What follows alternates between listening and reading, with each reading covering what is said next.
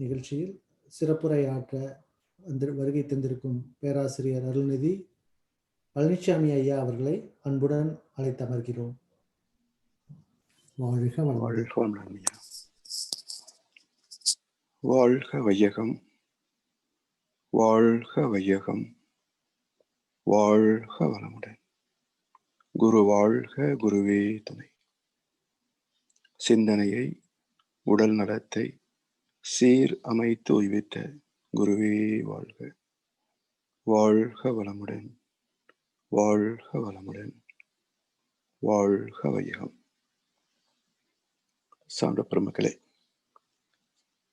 மாக்கோளம் கவிகளிலே இன்றைய சிந்தனைக்கு 16வது கவி விதி மதி என்ற தலைப்பை சிந்திக்க இருக்கின்றோம்.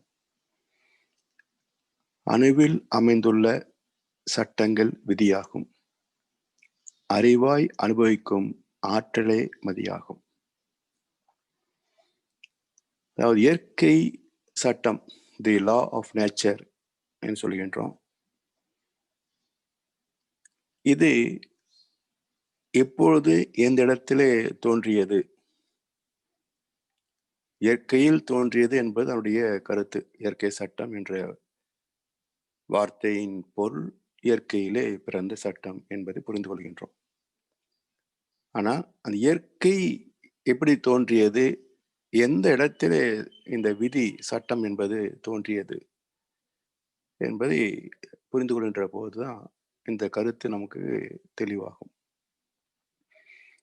பகவத்கீதையிலே ஒரு ஸ்லோகம் உண்டு. வினை, வினை தலைமை, வினை பயன் இவற்றை இறைவன் உலகுக்கு உண்டு பண்ணவில்லை, இயற்கையே இங்கனம் சேவிக்கிறது என்ற ஒரு அருமையான ஸ்லோகம் உண்டு. வினை செயல், வினை தலைமை, இந்த செயலுக்கு இந்த விளைவு என்று நிச்சயிக்கின்ற தலைமை, நாம் பெறுகின்ற பலாபலன்கள், இவை மூன்றும் இறைவன் உலகுக்கு உண்டு பண்ணவில்லை, இயற்கையே இங்கனம் சேவிக்கிறது. இப்போ எல்லாருக்கும் வரக்கூடிய சந்தேகம் என்ன என்றால், அப்போ இறைவன் வேறு இயற்கை வேறாகிறதா என்பதுதானே. இப்ப இறைவன் என்பது என்ன, இயற்கை என்பது என்ன? சாமி சொல்லுவாங்க, இயல்புக்கத்தால் இயங்குகின்ற அனைத்தும் உள்ள இடம் இயற்கை. இயல்புக்கத்தால் இயங்குகின்ற அனைத்தும் உள்ள இடம் இயற்கை, அதாவது பிரபஞ்சம், யூனிவர்ஸ். இது எப்படி இயங்குகிறது என்றால் இயல்போக்கத்தால். அப்ப அந்த இயல்போக்கம் எங்கே பிறந்தது என்று பார்க்கணும். அந்த சிந்தனையின் ஆழம்தான் இறைநிலையே எல்லாமாக மாற்றம் பெற்றதனால் அந்த மாற்றம் அடைந்த வரலாற்றிலே ஏற்பட்டவைதான் இந்த இயல்போக்க விதியும் இயற்கை விதியும். அது எப்படின்னு பார்க்கணும். எல்லாம் வல்ல தெய்வம் அது, எங்கும் உள்ளது நீக்கமற. அதுக்கு எல்லை என்பதை நம்ம காண முடியாது. அப்படி எல்லையற்ற பெருவெளியாக இருக்கிறது. அது ஏன் நம்முடைய மனதால் கணிக்க முடிவதில்லை என்றால், மனம் என்பதே 4 பரிமாணங்களுக்கு உட்பட்ட கணிதத்திற்கு உட்பட்டது. தி பேசிக் கோர் பிரின்சிபிள்ஸ் ஆஃப் மேத்தமெட்டிக்ஸ் சொல்லுவார்கள், டைம், டிஸ்டன்ஸ், வால்யூம், ஃபோர்ஸ். இந்த கணிதத்திற்கு உட்பட்டது மனசு. ஏன்னா அந்த பிரபஞ்சம் முழுவதுமே காலம், தூரம், பருமன், வேகம் என்ற அலகுகளுக்கு உட்பட்டவை. அதனால் நம்முடைய மன கணிப்புக்கு அனைத்தும் எல்லையுடையதாகத்தான் உணர முடியுமே தவிர, எல்லையற்ற பரம்பொருளை ஏற்றுக்கொள்ளவோ உணரவோ அவ்வளவு எளிதில் சாத்தியமில்லை. உண்மை என்ன என்றால், இந்த பிரபஞ்சம் எல்லைகளுக்கு உட்பட்டது.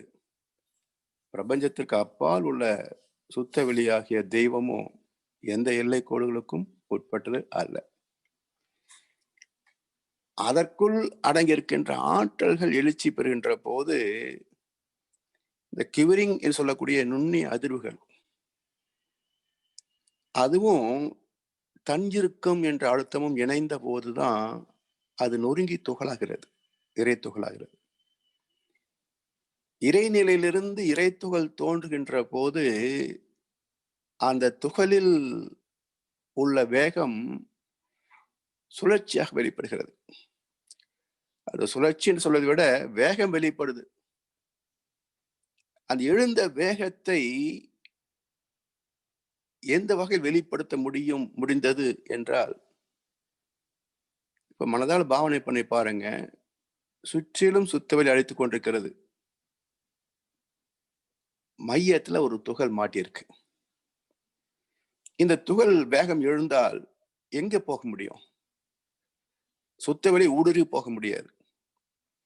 அதனால் அந்த சுத்தவெளிக்குள் ஒரு துகளை பின்னப்பட்டதனால அந்த பின்னப்பட்டவுடன் அதன் அடக்கம் பெற்றிருக்கின்ற ஆற்றல் சுழல்கிறது.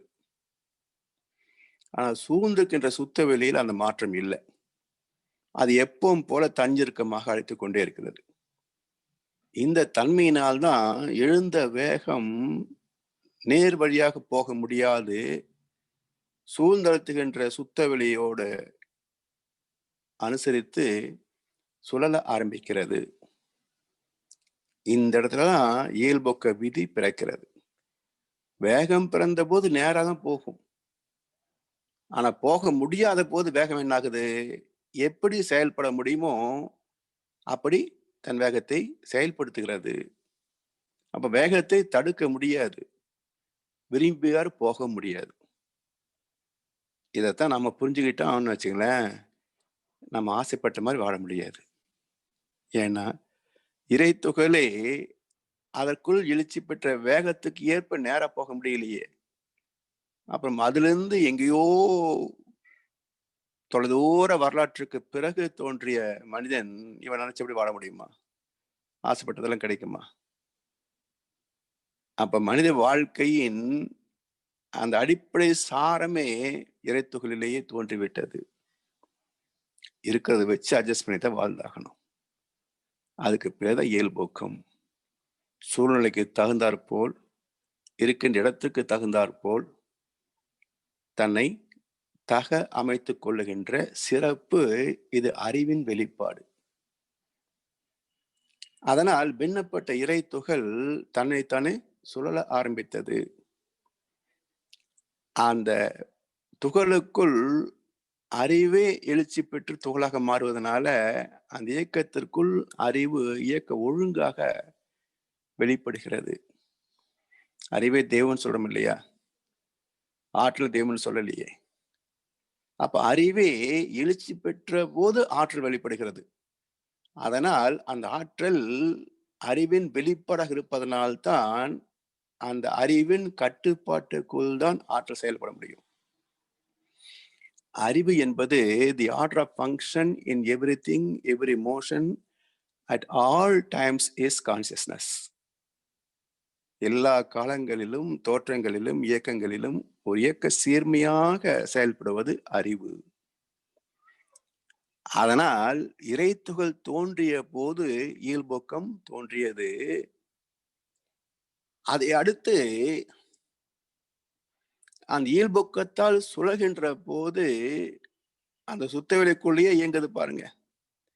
அப்போ class, reflection, refraction, penetration, interaction சொல்லக்கூடிய மோதுதல், சிதறுதல், ஊடுருவுதல், ஊடாடுதல், பிரதிபலித்தல் என்ற 5 வகை கோட்பாடுகள், அதாவது தி லா ஆஃப் வேவ் டெக்னாலஜி, அந்த அந்த அலையியக்க தத்துவமே இயல்போக்கம் வெளிப்பட்ட பிறகு தோன்றிய 2வது வெளிப்பாடு. அதனால பஞ்சபோதங்கள், பஞ்ச இந்திரியங்கள் எல்லாமே 5 அடங்கும். இது அங்கேயே தோன்றியது. எனவே இறை நிலை, இறை துகளாகிய போது அறிவு வேகமாக எழுச்சி பெற்றது. சூழ்ந்தழுத்துகின்ற சுத்தவெளிக்கு தகுந்தாற்போல் தன்னை அமைத்துக் கொள்ளுகின்ற அந்த அறிவின் சிறப்பே இயல்பூக்கம். அந்த இயல்பூக்கத்தால் இயங்குகின்ற போது அலை இயக்க தத்துவம் தோன்றியது. 5 தன்மைகளோடு அலை இயக்க தத்துவம் தோன்றியது.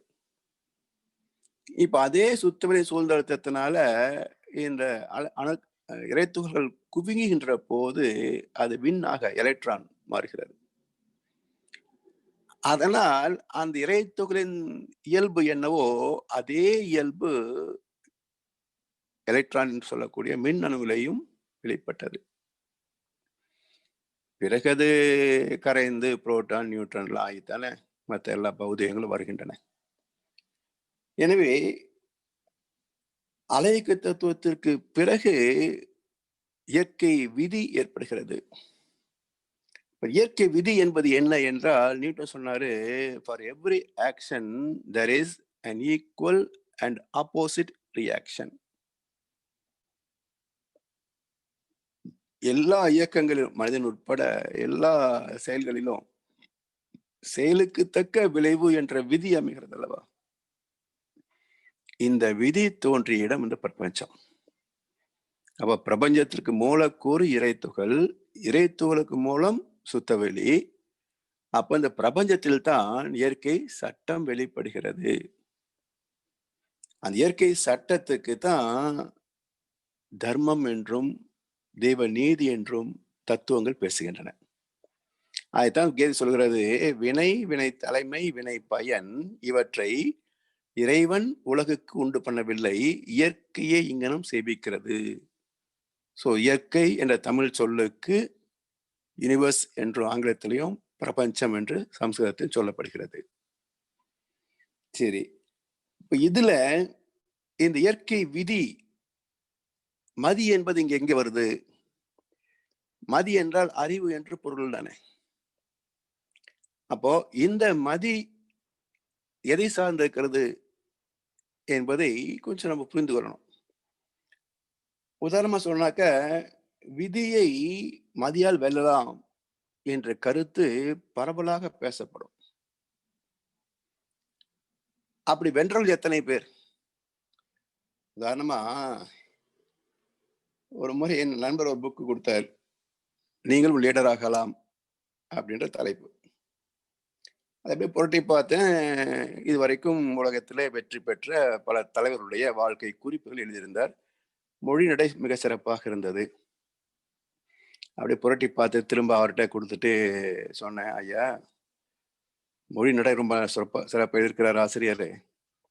ஆனா ஒரு உண்மை என்னன்னா, இவர் தலைப்பு என்ன செய்ய கொடுத்துருக்கிறாரு, நீங்களும் லீடர் ஆகலாம். ஆனா எழுதினவர் வெறும் எழுத்தாளர் மட்டும்தான், அவர் லீடர் இல்லை. ரெண்டாவது, இவர் குறிப்பிட்டிருக்கின்ற எந்த லீடரும் இப்படி ஒரு புத்தகத்தை படித்து லீடரான அல்ல.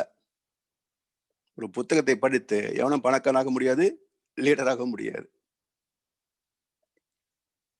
அப்போ அவரவர்களுக்கு என்று ஒரு பூர்வ கர்ம பலன் இருக்கணும். இவன் லீடர் ஆகணும், இவன் எழுத்தாளர் ஆகணும், இவன் விஞ்ஞானி ஆகணும், இவன் அரசியல்வாதி ஆகணும், இவர் பெரிய சயின்டிஸ்ட் தொழில்துறை வல்லுநர் ஆகணும். அந்த விதிக்கு ஏற்பத்தான் மாற முடியுமே தவிர ஒரு புத்தகத்தை படித்து யாரும் மாறிட முடியாது. அப்படி மாறியதாக எந்த சாட்சியும் சரித்திரமும் கிடையாது. அது மாதிரி விதியை மதியால் வென்றவன் எவனும் கிடையாது உலகத்துல இது வரைக்கும். தப்பான புரிதல் எப்படின்னா, உதாரணம் சொல்லுவாங்க, தண்ணி எப்பவும் கீழே தான் போகும், அது மேல போக வைக்கிறதுல அது மதி. இரும்பு தகடு தண்ணியில போட்டீங்கன்னா முழுகி போயிடும், அது விதி. அதை மடிச்சு கப்பல் ஓட்டணும்ல, அது மதி என்று விளக்கம் சொல்லுவாங்க. இது ஒரு அரைகுறைத்தனம், அதாவது பக்குவமடைந்த அறிவு அல்ல, அரைகுறை அறிவு. எப்படின்னா, ஒரு இரும்பு தகடை தண்ணீர் போட்டால் மூழ்கி போகும் என்பது விதிதானே. அதே போல அந்த இரும்பு தகடை மடித்து போட்டால் மிதக்கும் என்பது விதியே தான். ரெண்டும் விதிதான். தண்ணி கீழ் நோக்கி போகும் என்பது விதி. அதுக்குரிய ஒரு கருவியை கண்டுபிடித்து அது இயக்கினால் அந்த குழாய் எங்கே போகுதோ அதனோடு பயணிப்பது அதனுடைய விதி. அது மேலேயும் போகலாம், கீழேயும் போகலாம் இல்ல. குழாய் நீங்க எங்க வைக்கிறீங்க அப்படிதானே போகுது. எனவே இது மேல் நோக்கி போகுன்று சொல்றதே முதல்ல அடிப்படை தப்பா போகுது பாருங்க. அப்போ மதி என்பது என்ன என்றால், விதியின் அனைத்து கோட்பாடுகளையும் புரிந்து கொண்டு, எது தனக்கு ஆதாரமாகியதோ, லாபமாகிறதோ, நன்மை தருகிறதோ, அந்த வகையில் உள்ள விதியை மட்டும் பயன் கொள்ளுவது மதி. தகடு அப்படியே போட்டா வீணாத்தான் போகும். அந்த விதியை மதிப்பதனால தகடு வீணாத்தான் போகும். எந்த விதியை நாம் பயன் கொள்ள வேண்டும்? அதை மடித்து போட்டால் மிதக்கும் என்ற விதியை பயன் கொண்டால் அதை கப்பலாக்கி பயணத்திற்கு பயன்படுத்தலாம். இப்படி விதியின் பல கூறுகளை புரிந்து கொண்டு வாழ்க்கைக்கு, சமுதாயத்திற்கு தகுந்தவாறு பயன் கொள்ளுகின்ற அறிவின் திறம் மதி. சரி, இதை ஒருத்தர் கண்டுபிடிக்கிறார். எப்படி லா ஆஃப் கிராவிட்டிய நியூட்டன் கண்டுபிடிச்சாரோ அதே போல பல தொழில்நுட்பங்கள் எல்லாம் ஒவ்வொரு விஞ்ஞானி சிந்தனையாலும் கண்டுபிடித்ததுதான். இப்ப எல்லாரும் கண்டுபிடிச்சுதான் பயன்படுத்த முடியுமானா சாத்தியமே இல்லை. அப்ப இயற்கை நீதி என்ன என்றால், ஒரு மனிதனிடத்திலே அறிவு ஒன்றை வெளிப்படுத்தி விட்டது என்றால் அவன் சும்மா இருக்க முடியாது. தான் அறிந்ததை உலகுக்கு அறிவிக்க வேண்டும் என்ற வேகம் வந்துவிடும். இது தவிர்க்க முடியாத இயற்கை அமைப்பு. அப்ப உலகுக்கு சொல்லுகின்ற போது தான் பெற்ற அனுபவத்தை தெரியாதவர்களுக்கும் இளைஞர்களுக்கும் வெளிப்படுத்துகின்றோம் இல்லையா? அந்த முறைக்கு பெயர் கல்வி என்பது. கடந்த கால சரித்திரத்தை நிகழ்கால சந்ததிக்கு பரிமாற்றம் செய்கின்ற ஊடகம் கல்வி. இப்போ கல்வியே அறிவாகுமா? நிறைய பேரு படிச்சவங்க எல்லாம் பெரிய அறிவாளி அப்படின்றாங்க. படிச்சவங்களும் அறிவாளியா இருந்தா பிரபஞ்சத்தை புரிஞ்சிருக்கணும் இல்ல? அதாவது ஒரு துறையில படிக்கிறோம். இளநிலை பட்டம், முதுகலை பட்டம், டாக்டர் பட்டம் இப்படி படிக்கிறோம். இளகலை இந்த துறை மேத்ஸ், கெமிஸ்ட்ரி, பிசிக்ஸ், அதே போல முதுகலைக்கும் துறைகள் உண்டு. அடுத்த பட்டம் கொடுக்குறாங்க பாருங்க, டாக்டரேட் இன் பிலாசபி. அதுக்கு பிராக்கெட்ல மேத்ஸ், பிசிக்ஸ், கெமிஸ்ட்ரின்னு போட்டு கொடுக்குறாங்களான்னு பார்த்தீங்கன்னா இருக்காது. அப்ப என்ன அறிவு? இளங்கலை அறிவு. ஒரு குறிப்பிட்ட பாடம் அல்ல, இளங்கலை அறிவு, முதுகலை அறிவு. அதன் பிறகு டாக்டரேட் இன் பிலாசபி, தத்துவ அறிவு வேணும். அப்ப கல்வியின் முழுமை எங்க என்றால் தத்துவத்தை புரிந்து கொள்ளக்கூடிய மதி நுட்பமே அதன் சிறப்பு. அதனால் இந்த இயற்கை விதிகளை புரிந்து கொண்டு அதை வாழ்க்கைக்கு பயன்படுத்துகின்ற மதி, அந்த அனுபவங்களை மற்றவருக்கு கற்றுக் கொடுக்கின்ற கல்வி, இவை இரண்டும் எதை நோக்கி பயணிக்கின்றன என்றால் அறிவை அறிந்த தெளிவே ஞானம். அப்ப அந்த ஞானத்தை கொண்டு பார்க்கின்ற போதுதான் என்ன சொல்றாங்க, அணுவில் அமைந்துள்ள சட்டங்கள் விதியாகும், அறிவாய் அனுபவிக்கும் ஆற்றலே மதியாகும்.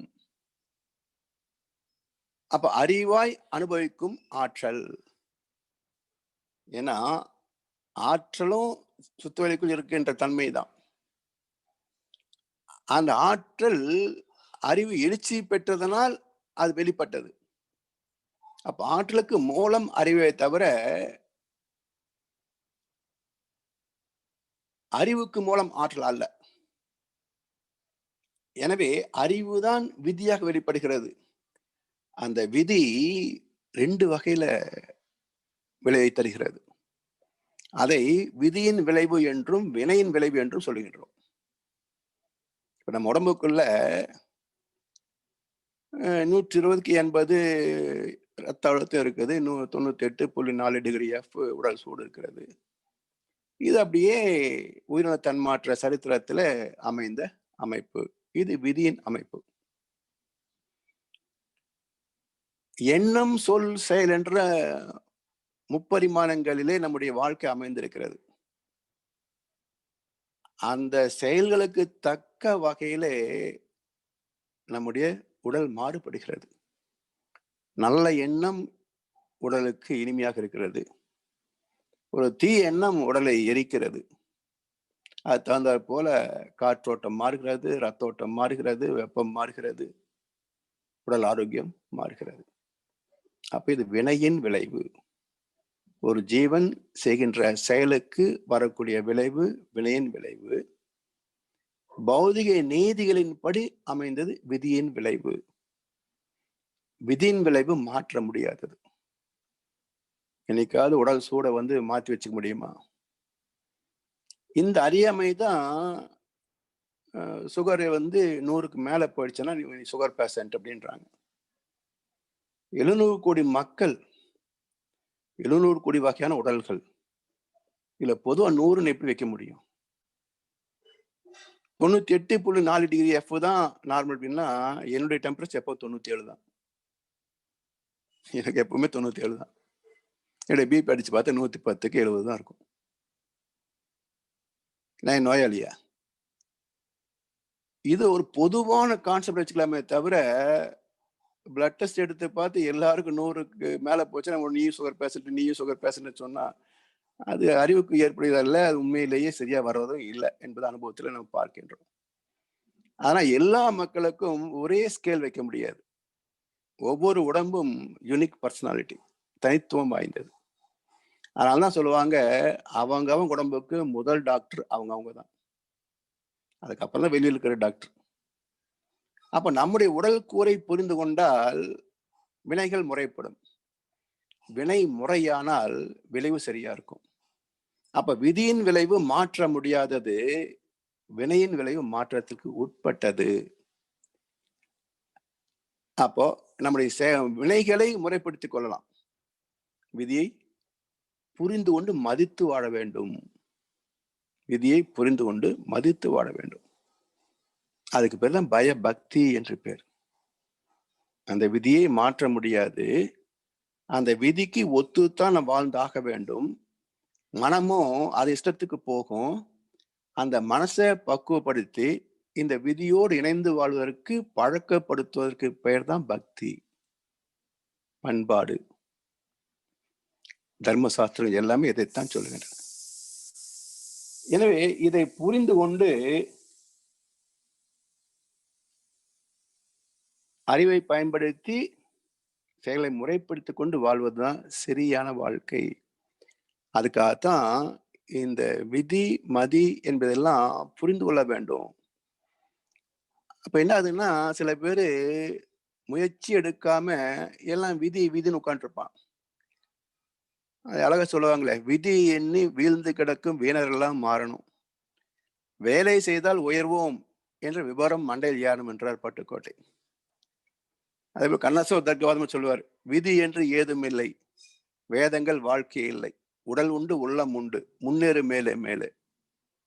வள்ளுவரும் சொல்லுவார், தெய்வத்தால் ஆகாது எனினும் முயற்சி தன் மெய்வருத்த கூலி தரும். அதனால வருகின்ற தோல்விகளுக்கெல்லாம் விதியே காரணம்னு சொல்லி வீழ்ந்து கிடந்தால் வாழ்க்கையில ஜெயிக்க முடியாது, வாழ்க்கை நடத்த முடியாது. என்ன செய்யணும்? விதி சார்பா இருந்தால் நமக்கு ஒரு போனஸ் கிடைக்கும். அப்ப முயற்சிக்கு தகுந்த விளைவு என்பது விதி தானே, செயலுக்கு தக்க விளைவு என்பது விதி தானே. அப்போ என்னுடைய தலையெழுத்து எப்படி இருந்தாலும் அதை அலட்சியப்படுத்தி விட்டு என் உடலை கொண்டு அறிவை கொண்டு செயல்பட்டால் இந்த செயலுக்கு தக்க விளைவை கொடுக்க வேண்டும் என்பது விதி தானே. போனஸ் வராம போகலாம், கூலியெல்லாம் போக முடியுமா? அப்படி விதி மதியை பற்றிய ஒரு தெளிந்த அறிவு மக்களிடத்துல வந்து விட்டால் தேவையற்ற பல மூடத்தனங்கள் எல்லாம் அழிந்து போகும். அதுக்காகத்தான் ஞானிகள் நமக்கு பல கோணங்களிலே வாழ்க்கைக்கு தேவையான பல கருத்துக்களை கொடுக்கிறார்கள். சிந்தித்து பயன்பெறுவோம். வாழ்க வளமுடன்.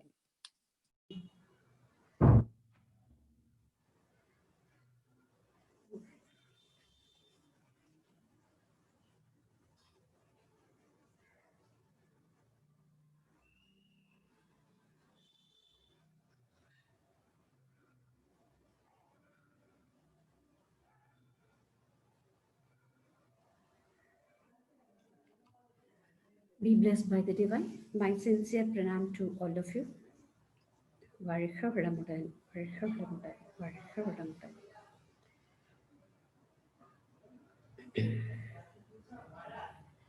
Now, in the last session we were discussing about the energy particle, which is infinitesimal, and that also divided into two parts, static and dynamic. At the Yes, now we'll just continue with that. At the center of its whirling motion, there is a static point. The dynamic portion is the whirling periphery. The static point at the center works as an attractive force, and the periphery functions as a repulsive force. So I'll repeat.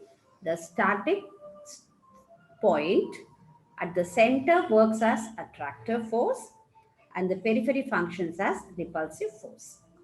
So the center point of the energy particle is gravitational force linked with the surrounding eternal space existing throughout the functioning universe as interparticle or intermass space, and it is also linked with the static state beyond the functioning universe. Now here we can see one more wonder in the evolutionary process is the spreading wave, which emanates from the energy particle. This may be descriptively termed as shadow particle. This particle cannot associate into a mass, but characterizes all masses by its physical transformation into pressure, sound, light, taste, and smell. By the friction between the energy particle and the external eternal space, the spreading wave emerges. That is a shadow particle, and it itself is a magnetism. So shadow particle is nothing but the magnetism.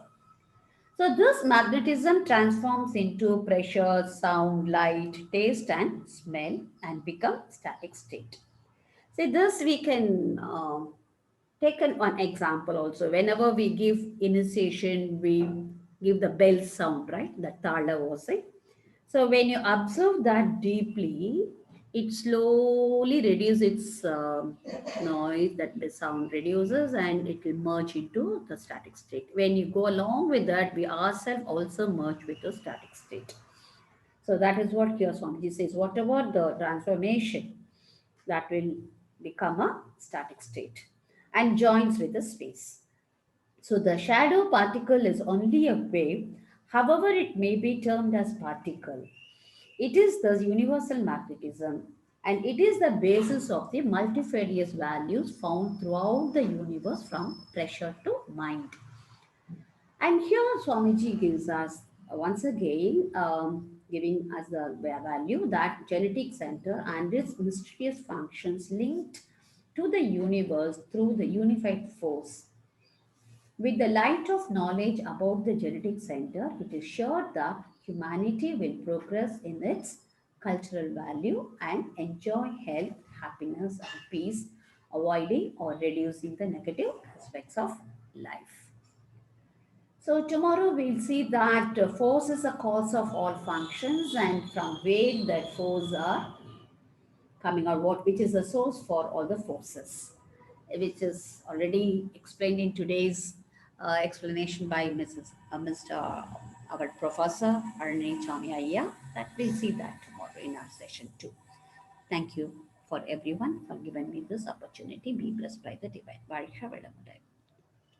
Thank you, Amma. Be blessed by the divine.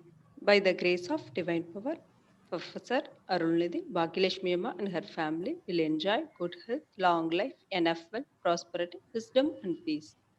Be blessed by the divine. Shall we conclude the session? Let us conclude the session with blessings for the world. Let us invite Arulnidhi Kundavi Amma to sing blessings for the world. Be blessed by the divine. Blessings for the world. May rain pour on all parts of the world timely and sufficiently. May food grains grow abundantly to the satisfaction of all living beings. May the leaders of all nations progress in spiritual knowledge and do good services to humanity. May the whole world enjoy prosperity, happiness, and peace. May the whole world enjoy prosperity, happiness, and peace. May the whole world enjoy prosperity, happiness, and peace. Be blessed by the divine. Thank you, Amma. Be blessed by the divine. Let us bless all the participants, those who sing God salutation, Guru salutation, and blessings for the world. By the grace of divine power, all of their family enjoy good health, long life, enough wealth, prosperity, wisdom, and peace. With this, we conclude today's session by the grace of God and Guru. Thank you all. Be blessed by the divine. Be blessed by the divine. Thank you, Amma. Be blessed by the divine. Thank you, Amma. Be blessed by the divine. Thank you, Amma. Be blessed by the divine. Thank you, all. Ayya. Be blessed by the divine. Thank you, Amma. வாழ்க வளமுடன். அம்மா, வாழ்க வளமுடன். வாழ்க வளமுடன், Amma. Almost today's topic is related with what our professor said. Vidhi Mati. Yeah, the same eternal space